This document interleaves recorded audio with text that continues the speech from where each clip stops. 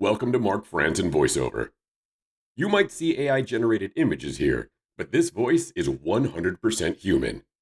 Written in 1923 during Ireland's brutal civil war, this is The Sniper by Liam O'Flaherty. The long June twilight faded into night. Dublin lay enveloped in darkness.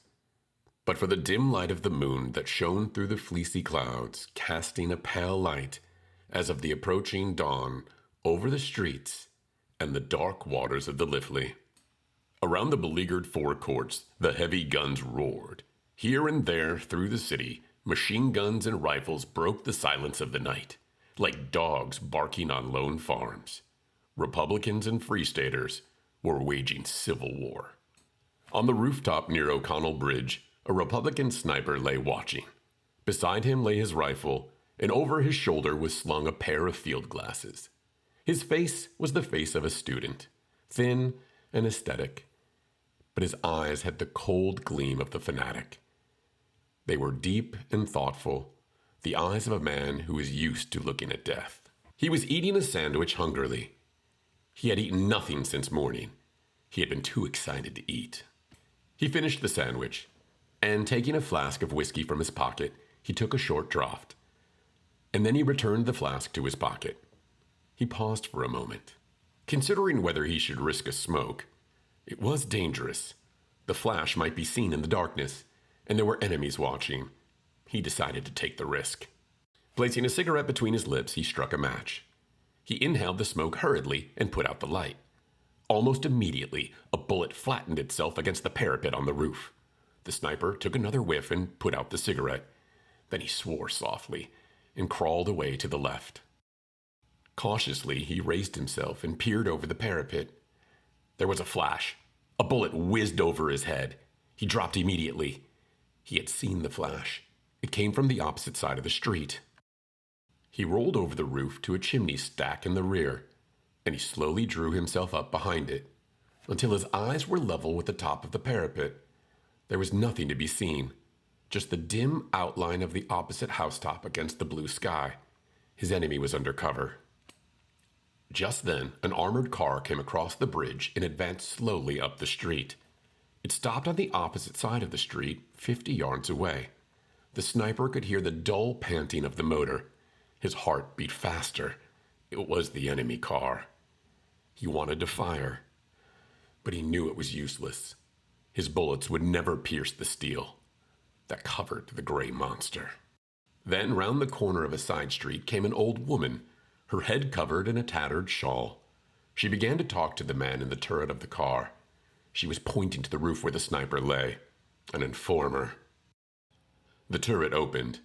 A man's head and shoulders appeared, looking towards the sniper. The sniper raised his rifle and fired.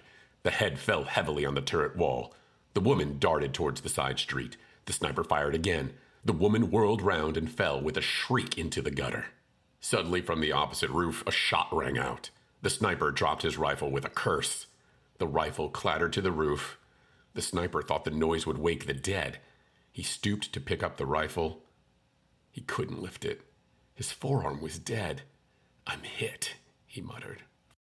Dropping flat onto the roof, he crawled back to the parapet. With his left hand, he felt his injured right forearm. The blood was oozing through the sleeve of his coat. There was no pain, just a deadened sensation, as if the arm had been cut off. Quickly, he drew his knife from his pocket, opened it on the breastwork of the parapet, and ripped open the sleeve. There was a small hole where the bullet had entered. On the other side, there was no hole. The bullet had lodged in the bone. It must have fractured it.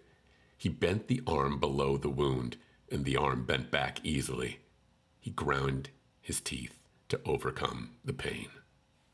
Then, taking out the field dressing, he ripped open the packet with his knife. He broke the neck of the iodine bottle. He let the bitter fluid drip into the wound. The paroxysm of pain swept through him. He placed the cotton wadding over the wound and wrapped the dressing over it. He tied the ends with his teeth. Then he lay still against the parapet, and closing his eyes, he made an effort to overcome the pain. In the street beneath, all was still. The armored car had retired speedily over the bridge, and the machine gunner's head hanging lifeless over the turret. The woman's corpse lay still in the gutter. The sniper lay for a long time nursing his wounded arm and planning escape. Morning must not find him wounded on the roof. The enemy on the opposite roof covered his escape. He must kill that enemy. And he could not use his rifle. He had only a revolver to do it. Then he thought of a plan. Taking off his cap, he placed it over the muzzle of the rifle, and then he pushed the rifle slowly upward over the parapet until the cap was visible from the opposite side of the street. Almost immediately there was a report. A bullet pierced the center of the cap. The sniper slanted the rifle forward. The cap clipped down into the street. And then catching the rifle in the middle, the sniper dropped his left hand over the roof and let it hang lifelessly. After a few moments, he let the rifle drop into the street, and then he sank to the roof, dragging his hand with him. Crawling quickly to his feet, he peered up at the corner of the roof. His ruse had succeeded. The other sniper, seeing the cap and rifle fall, thought he had killed his man. He is now standing before a row of chimney pots, looking across, with his head clearly silhouetted against the western sky. The Republican sniper smiled, and he lifted his revolver above the edge of the parapet. The distance was about 50 yards, a hard shot in the dim light, and his right arm was paining him like 1,000 devils. He took steady aim, his hand trembling with eagerness. Pressing his lips together, he took a deep breath through his nostrils and fired. He was almost deafened with the report, and his arm shook with the recoil. Then, when the smoke cleared, he peered across and uttered a cry of joy. His enemy had been hit. He was reeling over the parapet in his death agony, and he struggled to keep his feet. But he was slowly falling forward as if in a dream. The rifle fell from his grasp, hit the parapet, fell over, and bounded on the pole of the barber shop beneath, and then clattered onto the pavement. Then the dying man on the roof crumpled up and fell forward. The body turned over and over in space and hit the ground with a thud. Then it lay still. The sniper looked at the enemy falling, and he shuddered. The lust of battle died in him. He became bitten by remorse. The sweat stood out in beads on his forehead. Weakened by his wound and the long summer day of fasting and watching on the roof, he revolted in the sight of the shattered mass of his dead enemy. His teeth chattered. He began to gibber to himself, cursing the war, cursing himself, cursing everybody. He looked at the smoking revolver in his hand, and with an oath, he hurled it to the roof at his feet.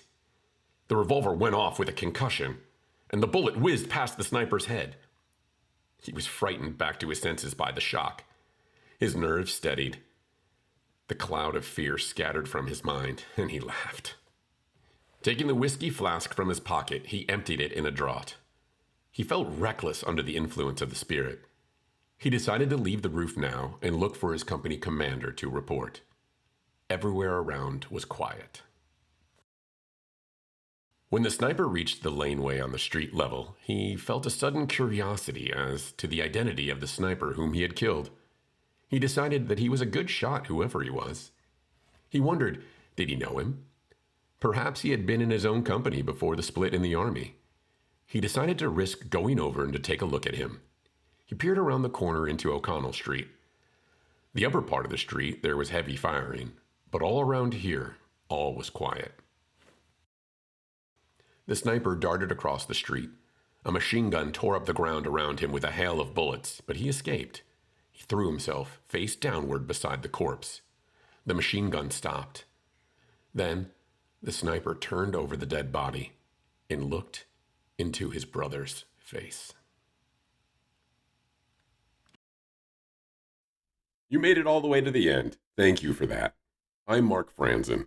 In a world full of AI-generated everything, this is still a real human voice, and I plan to keep it that way. If this story did something for you, hit the like button, leave a comment, tell me what you thought, and subscribe so you don't miss what's coming next. See you in the next one.